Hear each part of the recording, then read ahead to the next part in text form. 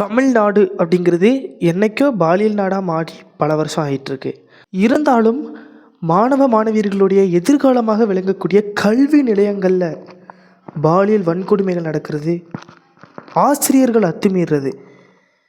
புனிதமான பணி, ஆசிரியர் பணி செய்து கொண்டிருக்கக்கூடிய ஆசிரியர்கள் பாடம் கற்றுக்கொள்ள வந்திருக்கக்கூடிய மாணவர்களிடம் மாணவிகளிடம் அத்துமீறுவது எந்த விதத்தில் நியாயம் அப்படின்ட்டு எனக்கு தெரியல.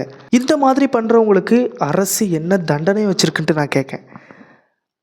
மிஞ்சி மிஞ்சி போனால் சஸ்பெண்ட் பண்ணுவீங்க, வேறு என்ன பண்ணுவீங்க? அதுலேயும் கொஞ்ச நாள் குற்றம் நிரூபிக்கப்படலைன்னு சொல்லிட்டு ஒரு 2 மாதமோ 3 மாதமோ கழித்து மறுபடியும் பணியில் சேர்த்துக்கிடுவீங்க. இது எப்படி இருக்குது தெரியுமா? ரொம்ப கேவலமாக இருக்குது.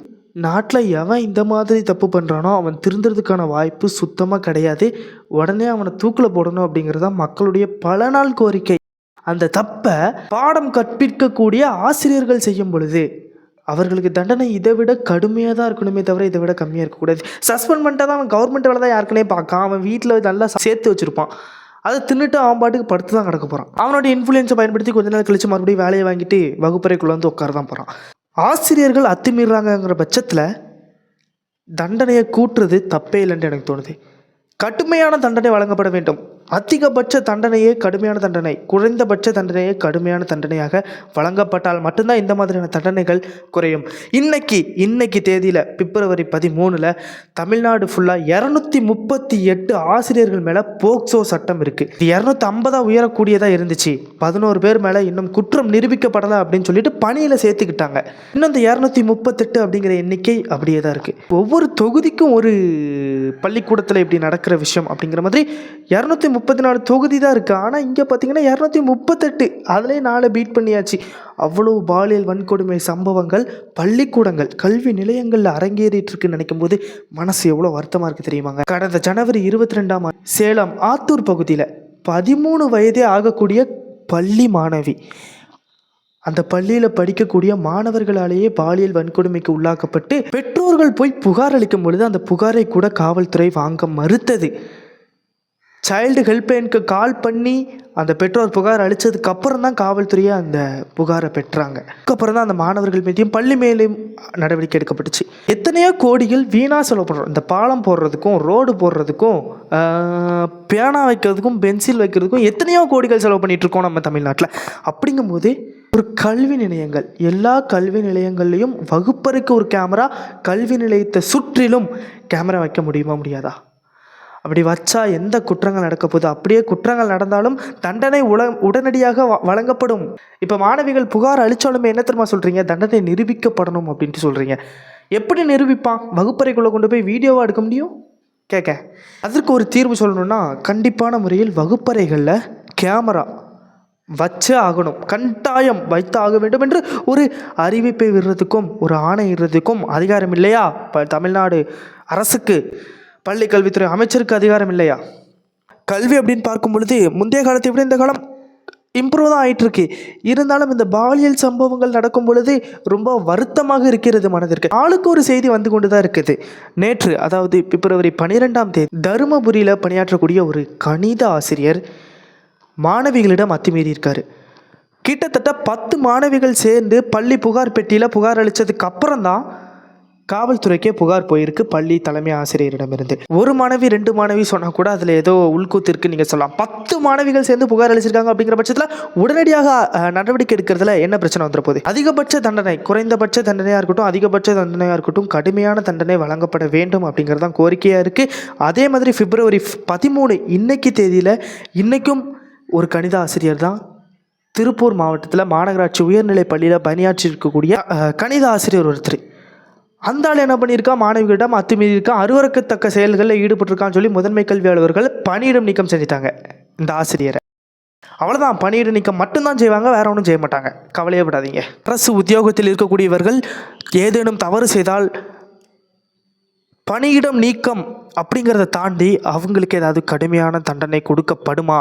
அப்படி கொடுக்கப்பட்டால் கட்டாயம் எந்த பிரச்சனைக்கும் உடனடியாக தீர்வு காணப்படும் அப்படிங்கிறதான் என்னுடைய கோரிக்கையாக இருக்குது. அரசு அதிகாரிகள் தப்பு பண்ணால் அதெல்லாம் ஒரு தப்பாக கன்சிடர் பண்ண மாட்டீங்களா? ஒரு சாதாரண குடிமகன் தப்பு பண்ணாலே ஆஹோ ஓஹோன்னு பேசுகிறீங்கல்ல. அப்போது ஒரு புனிதமான பணியில் அமர்ந்திருக்கக்கூடிய அவர்கள் தப்பு செய்கிறாங்கங்கிற பட்சத்தில் என்ன தண்டனை அதிகபட்சமாக அவங்களுக்கு வழங்கப்படுது அப்படிங்கிறத நான் கேட்டுட்ருக்கேன். பணியிடம் நீக்கம்லாம் போதாதுங்க. இனிமேல் பள்ளிகளில், தமிழ்நாட்டில் இருக்கக்கூடிய அனைத்து பள்ளிகள்லையும் கட்டாயம் கேமராக்கள் இருக்க வேண்டும். பள்ளி வளாகத்தை சுற்றிலும் சரி, வகுப்பறைக்கு ஒரு கேமரா கண்டிப்பாக இருக்க வேண்டும். மாணவிகளிடம் அத்துமீறியதாக புகார் அளிக்கப்பட்டால் உடனடியாக அந்த புகார் காவல் நிலையத்தில் பெறப்பட வேண்டும். ஃபஸ்ட்டு எஃப்ஐஆர் பதிவு செய்யப்பட வேண்டும். அதுக்கப்புறம் நெக்ஸ்ட்டு அடுத்தது பார்த்துக்கலாம். அப்புறம் விசாரணைங்கிற பேரில் 10-15 வருஷம் இழுக்காமல் கூடிய சீக்கிரம் இந்த மாதிரி விஷயங்களுக்கு உடனடியாக அரசு தனி பிரிவையே நியமித்து நடவடிக்கை எடுக்க வேண்டும். இந்த சம்பவங்களை பற்றி நீங்கள் கமெண்ட்டில் சொல்லுங்கள். இந்த தண்டனைகளெல்லாம் கொடுக்கப்படலாம் அப்படின்ட்டு எனக்கு தோணுது.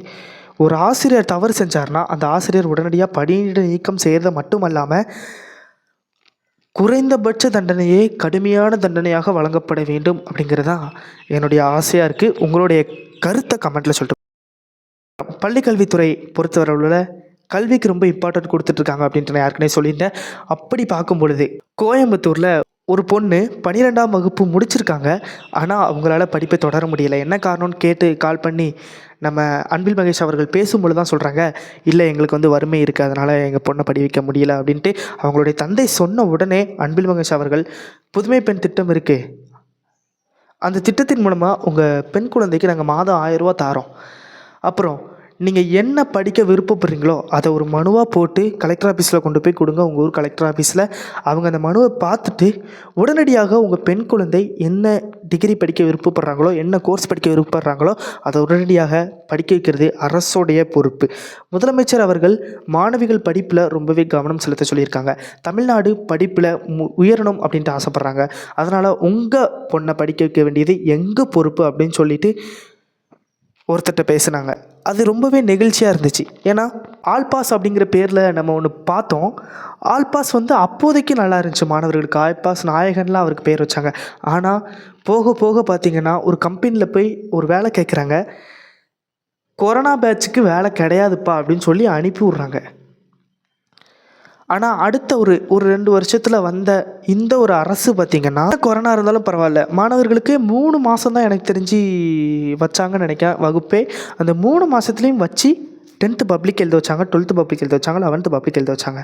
அந்த மாணவர்களுக்கு கூட இப்போ நல்ல மதிப்பெண் இருக்குது, ஒரு வேலை கிடைக்கிறதுக்கான வாய்ப்பு இருக்குது. கொரோனா பேட்சில் பாஸ் ஆனவங்களுக்கு என்னதுன்னே யாராலையும் சொல்ல முடியாது. அதே மாதிரி அந்த ஒரு பெண்ணோடைய தந்தைட்டு பேசுனாங்களா கல்வித்துறை அமைச்சர் அவர்கள், அதெல்லாம் எனக்கு ரொம்ப கண்ணீரே வந்துடுச்சு பார்க்கும் பொழுது. என்னடா இப்படி பண்ணுறாங்க, என்ன மனுஷையா அப்படின்னு தோணுச்சு. அதே மாதிரி தான் ஒரு நல்லது பண்ணுறீங்க, அதே மாதிரி தப்பு பண்ணவனுக்கு தண்டனை கொடுக்கறதுல கொஞ்சம் கவனம் செலுத்துனீங்கன்னா நல்லாயிருக்கும். அதில் எந்தவித விலக்கும் அளிக்கப்படக்கூடாது. காலங்களும் நேரங்களும் கடக்க குற்றவாளி தான் குற்றம் செய்யவில்லை என்று ஈஸியாக நிரூபிச்சுட்டு போயிட்டே இருப்பான். உடனடியாக அந்த குற்றத்திற்கு தண்டனை வழங்கப்பட வேண்டும். அப்படி வழங்கப்பட்டால் கல்வி நிலையங்களில் நடக்கக்கூடிய பாலியல் வன்கொடுமை விஷயங்கள் நடக்காது அப்படிங்கிறது தான் என்னுடைய கருத்து. இதை பற்றி, இந்த வீடியோவை பற்றி, இந்த ஒட்டுமொத்த வீடியோவை பற்றி, நம்ம சமூகத்தை பற்றி, தமிழ்நாடை பற்றி, தமிழ்நாடு பள்ளி கல்வித்துறையை பற்றி உங்களுடைய கருத்தை கமெண்ட்டில் சொல்லிட்டு போங்க. இதே மாதிரி நிறைய வீடியோஸ் பார்க்குறதுக்கு சப்ஸ்கிரைப் செய்து வச்சுக்கொள்ளுங்கள். நான் உங்களை அடுத்த வீடியோவில் சந்திக்கிறேன். Tata, bye bye.